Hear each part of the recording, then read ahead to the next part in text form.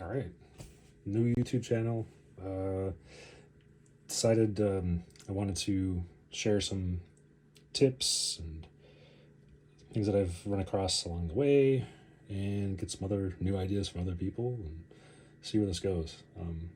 So yeah, these are a couple of synthesizers here, moog werkstatt. Why do I have two? Well, I bought one years ago, 2014. It wasn't that long ago, but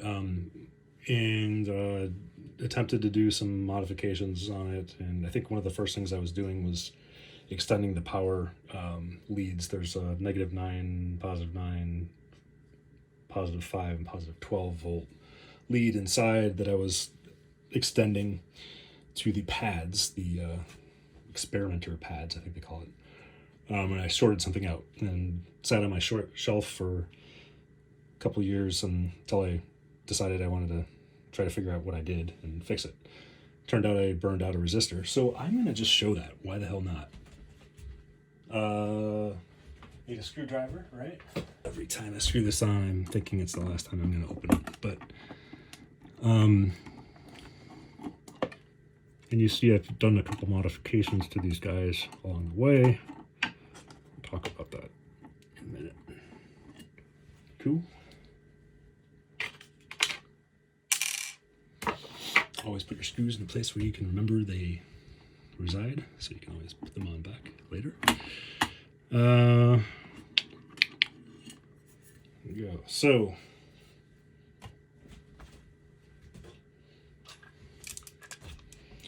the resistor that burned out was right here. In fact, yes, this was the same unit, but you can see it. Resistor 17, I think it is. But yeah, so just a tip, if you ever burn out your werkstatt, check the resistors, and the power distribution or power breakout is all on the top left corner of the werkstatt. All right, so now that I got this open, take a look. So the first mod that I did was what did I do? Oh, a gate input. The original just has gate out, right? So there's the little insider trick is that you can use the gate out as a gate in. Anyway, started with that and then added the VCA or VCF input, proper VCF, and then the VCOL, VCOE, linear and exponential, and then the LFO, VCA. These are just breakouts. They're just took the outputs and a ground terminal, and so there's no special circuitry there. Circuitry for the gate and VCF are put up here in the pads. Transistor, a couple of resistors, and potentiometer. Potentiometer is to adjust the filter across the tracking across the keyboard. The next mod, once I had this thing opened up and felt comfortable with it and put a couple scratches in it, I then did, what did I do? An audio, VCF audio in, 1/4 inch. Then I did a switch here that basically self-oscillates. It sends the output into the VCF, so the output directly into the input, essentially. It's a little trick. And that's just basically a drone noise-making machine. It doesn't work as cool as as cool as it does on this, actually. And then after that, I did a fineTune knob. This was great. I'm really proud of this one. Found the same potentiometer for sale on Mouser. Bought a couple of them, painted in the little white notch, drilled in a couple holes, and mounted that knob in a relatively empty space. Covered up the contacts on the circuit below, which I think they're just a couple pads. I think it was like some experimenter pads or some whatever, the little TP breakouts, and a jumper. And then as I was playing, some sequences with this Korg, it dawned on me I was getting confused. I think I had both of these guys stacked up, and I was getting confused as to which one was playing. And I thought, God, it'd be really cool if there was a gate indicator. And once I toyed around with that, I was like, even better, it'd be kind of cool if there was an envelope indicator. And you'll see what that what I mean in a minute or two. And yeah, that is mounted right there. So that's a little blue LED. You'll see that in action, and super simple, but incredibly effective and incredibly helpful. So yeah, I've tried not to make this thing into the Homermobile, but I do have a couple other ideas for it. Yes, so also this guy here, this is a ground output that I just extended so that I can do some test, whatever, experiments with it. All right, I'm gonna screw this back on. All right, let's screw back in. Now I will plug it back in. Power. I do need to, I want to give it a power switch. I really hate this plugging in and unplugging it. Here is our, our outputs from the sequencer. And I've got white, red, and yellow. White is gate, red is pitch, yellow is filter. And these are coming over here. It's looped around, see?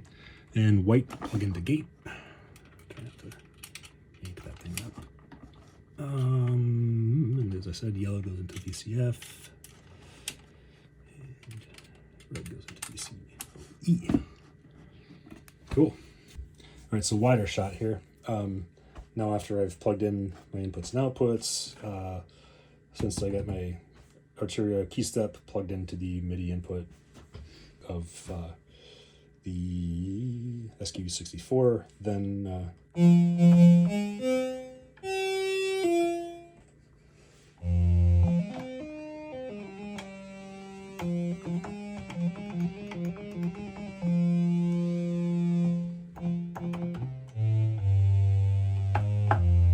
okay, so I've got this bad boy sending gate out to both right now, so you can see the envelope indicator lighting up. And when I adjust the decay,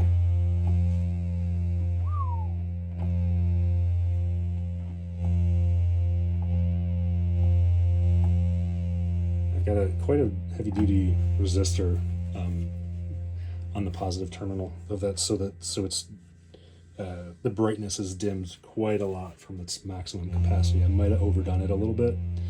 I can't remember what ohm resistor, but that's that. Cool. So you're just hearing one right now. All right, and then finally tuning these guys. Got my mixer down here. I'm gonna turn up both werkstatts, turned on and everything. Hearing anything at all? Not. Oh, not sending gate. Plug him in. That helps.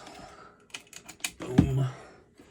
Diddy boom. And again, another instance where having that little indicator is helpful. Besides having ears and not being able to hear sound. Oh yeah, that.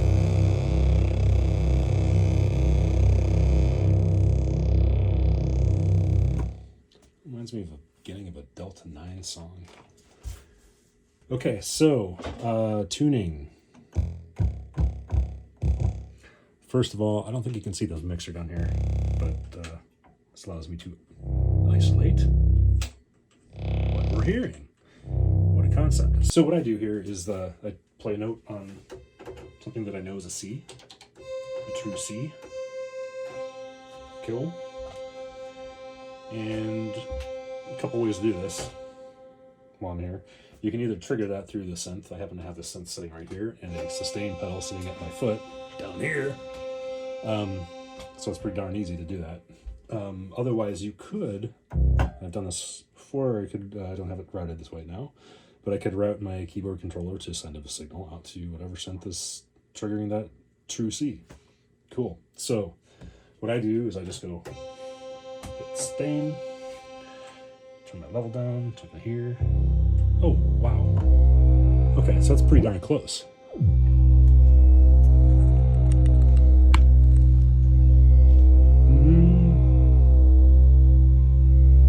Would have never been able to do this if I didn't have that fine-tune knob.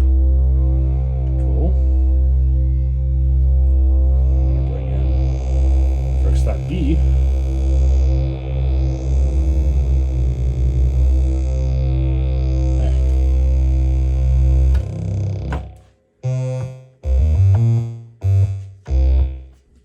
go. So I'm going to leave it there. I've got some other things I want to show, but we've got some other things to do.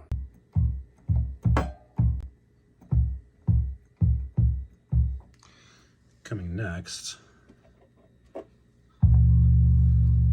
show you how in the world I was able to modify this Waldorf rocket to accept a gate in. That'll be next.